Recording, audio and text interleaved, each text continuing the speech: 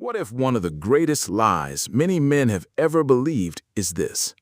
Real men don't cry. For generations, boys have been taught that strength means silence. Don't cry.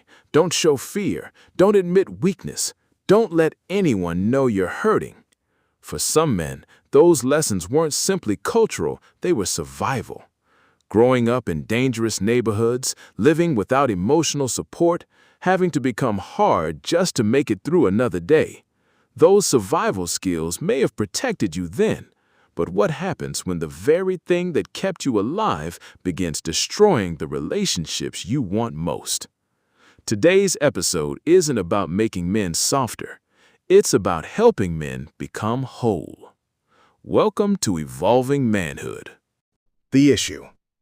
Many men know how to survive. Far fewer know how to be emotionally safe. This interview segment highlights something many men experience. As boys, we learn to shut down emotions. As adults, we struggle to connect. We can provide, we can protect, we can perform. But we often don't know how to communicate what we're feeling. Instead, we withdraw, we get angry, we shut people out. We try to win arguments instead of solving problems. The tragedy isn't that men have emotions. The tragedy is that many men never learned what to do with them. With survival in that situation. So as you get 40 years on, how do you then unlearn your survival technique? How do you unlearn the masculine, defensive, don't cry, don't show weakness, which you now know is important for you to have good relationships, romantic relationships, to be balanced yourself, to be open, to be expressive, and to not self-destruct? What I love about you is the way you question myself. You even make me think. But you're right. If I have this feminine, emotion in that time, I won't survive. Because we know women are more emotional than men.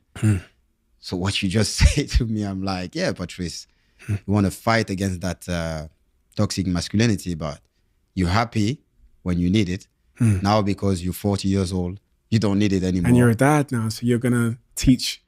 You're going to teach, but I'll be honest with you, that's why, my woman was scared when we have our son. She was like, Patrice, before he born, I don't want him to be like you. Wow. She put that on my face. What do you mean? Yeah, I want him to be determined, passionate, funny, positive, but I don't want him to have your emotion. Or lack of. Yeah. I was like, but I think, when he cry, I will say like, no, don't cry. She was, that's exactly what I'm talking about. When he cry, I want you to say, it's okay. Let your emotion out. But it's difficult for me at the beginning. So I was like, nah, I don't want him to cry when he fall and everything. The reality. One speaker makes a powerful observation. The emotional armor that protected him as a child eventually became the barrier preventing him from becoming the husband and father he wanted to be. That armor wasn't evil, it was necessary. But survival isn't supposed to become your permanent identity. There comes a time when every man must ask himself, does the man I had to become still serve the man I want to become? We were in the car. She was with a drink. And I said, don't drink because it's bumpy and you're going to... And she hate having mark on her. She drink, pop, fall on the shirt. Yes, spit on the shirt. She cry. I promise you, Steve, I cry instantly with her because I feel her. I feel a sadness. The whole Patrice will be like, but come on. Why are you crying just because you speak? Come on. But in that moment, I wasn't focused on the reason why she's crying. I was like, just on the emotion. She's crying. She's in pain. You don't need to fix it. She need a hug. The moment she saw me crying, she stopped crying. She stopped crying straight away. And for me, it was new. I was like, what's going on? I can even feel your pain. Sometimes you say you love someone, but this is like a deep love. Like even now, she cry, I cry automatically. Even now, we're talking, and when she's next to me, I miss her. I never experienced that. And now it's so special. So to come back to my son, when he cry now, you know, my woman can be, oh, come on, Lilas. Oh. I'm like, but it's okay. You know, it must be a reason. 3 lessons every man should learn. Survival skills don't always build healthy relationships. Many men confuse emotional distance with strength, but emotional distance often creates emotional loneliness. When someone loves you, they don't always need your solutions. Sometimes they simply need your presence. One story from the interview illustrates this beautifully. Instead of trying to fix her partner's emotions, he simply felt them. He cried with her, and for the first time, he realized that empathy can heal what logic never could. You're just a different man. We had a rule. If we argue, because don't get me wrong, we argue like normal couple. We're not special. But it's just like we don't put it under the carpet. We fix it. But not like we force it in a natural way. When, for example, we argue straight away and she say, we need to talk, because women say, we need to talk. I'm not ready. We need to talk. I'm not. No, give me my space. Then I come back. Okay, let's talk about it. I'm apologize. But I'm apologize because I mean it. Not because you force me to apologize. And you're not trying to win. I'm not trying to win. And then I understand. I'm like, okay, baby, how lucky we are. The special love we have right now. Like, I will never believe the way I believe in love right now. That's why I'm encouraging all the kids, the next generation. This love exists. But it exists. So it's again, it sounds like you're just recounting my life. Specifically I met a lady. She's called, I won't say it, Melanie. And she was very keen. She said very similar things to me. She was like, there's something you've not told me about, etc. And her real sort of drive with me has been trying to make me tap into the feminine side of me, which again means opening up, being vulnerable, removing my ego. When we argue, it's to try and solve a problem as opposed to trying to win. And that also, and she slowly got this different person out of me. In my previous relationship, snapping, leave, I'll just leave, right? Yeah. And in this one, it's like, she lets me speak, I let her speak. Okay, sometimes but we're both trying to understand the person. And the thing that really changed it, it's funny because when you talked about that day when you opened up with your partner about what had gone on, she created a safe space. And once you have that safe space and you learn that this is a safe space, this relationship is a safe space, you don't have to be that person you were in the streets, right? You don't even have to be the person you are in the group chat on WhatsApp. You can cry. You can say, babe, I feel insecure. I feel triggered. And that for me has been this like tremendous catalyst in myself, because now I can really investigate myself with someone, right? And know that they're not going to laugh at me or think I'm not a man. Yeah. Because I'm crying or because I've got feelings, right? And that meant that, again, when you just described the way you feel about her, the sense like when she's not by your side, you didn't know a love like this existed. I was saying that this morning. I've just left her in Indonesia.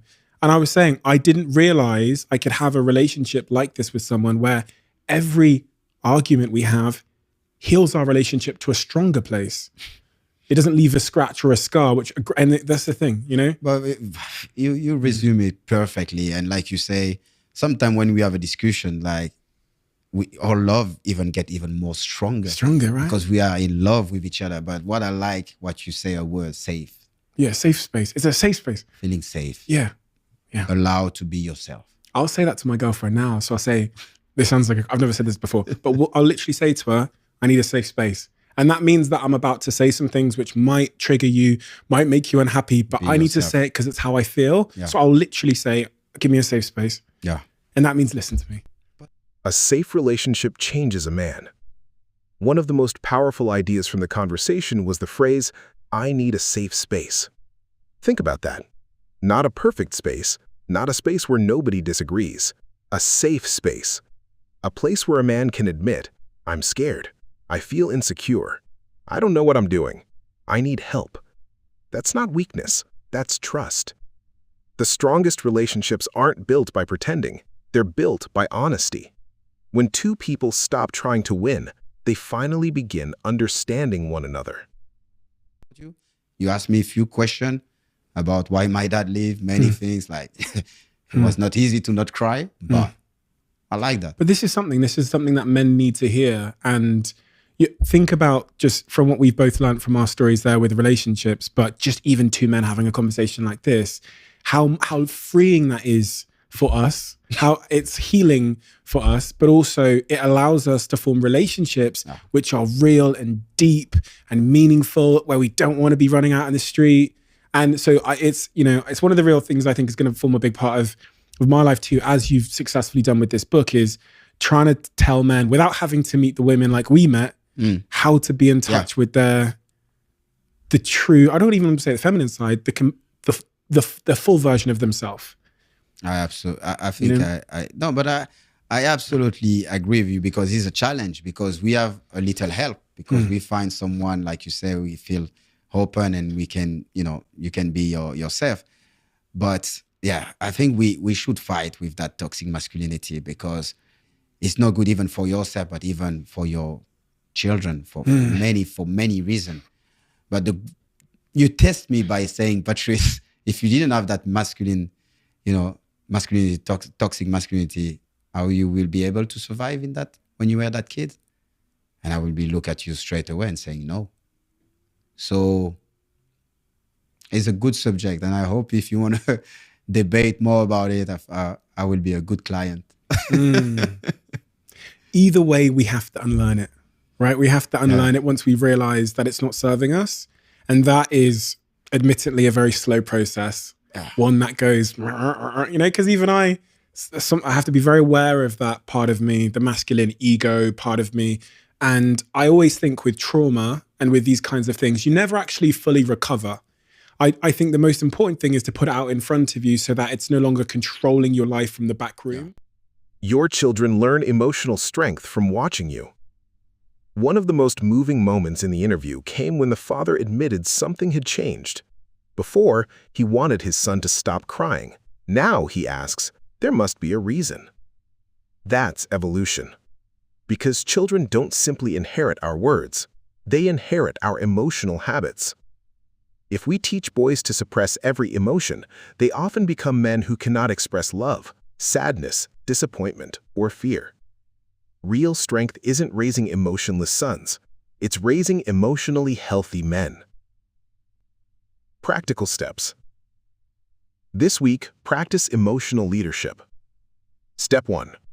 The next time you're frustrated, ask yourself, what am I actually feeling? Anger is often protecting something underneath: fear, hurt, embarrassment, disappointment. Identify the real emotion. Step 2. The next disagreement you have, don't ask, how do I win? Ask, how do we solve this? That single question changes relationships. Step 3. Find one trusted person. Tell them something you've been carrying alone, not because you're weak, because healing requires honesty. Step 4. If you're a father, when your child cries, pause before correcting. Ask what they're feeling. Teach emotional vocabulary, not emotional suppression. A father might tell his son, "My son, there is a difference between being hard and being strong. Hardness keeps people away. Strength gives people a place to lean. Never become so tough that you lose your ability to love." Final challenge. Every man has parts of himself that were created in survival mode. Some were created by pain, some by fear, some by abandonment, some by disappointment. Those parts don't disappear overnight, but they don't have to remain in control forever. A mature man doesn't pretend his wounds never happened. He brings them into the light. He understands his triggers. He learns from them, and little by little, he chooses responses instead of reactions. That is what emotional maturity looks like. Strength isn't measured by how long you can hide your emotions. It's measured by what you choose to do with them. The strongest man in the room isn't always the loudest. He isn't always the toughest. He isn't always the one who wins every argument. He's the man who knows himself, the man who leads with wisdom, the man who protects without controlling, the man who loves without fear. Because evolving manhood isn't about becoming less of a man. It's about becoming the fullest version of the man you were created to be. Please like, comment, share, and subscribe. Peace.